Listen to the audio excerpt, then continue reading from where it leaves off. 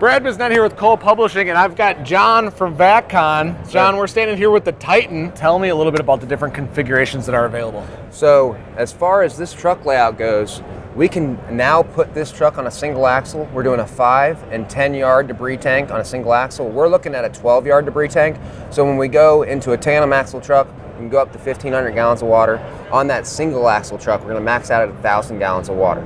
So those are the different configurations as far as the Titan goes.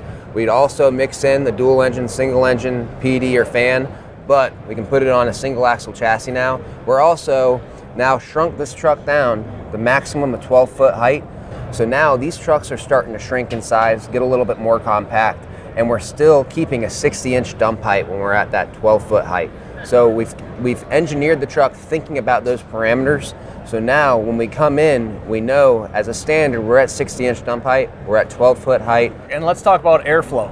Okay, so with the airflow here, we're gonna be bringing the debris through the boom here, and it's gonna enter the tank through the top of the tank here. Now there's a diversion plate where that debris enters the debris tank. It's gonna divert everything to the side we're standing on.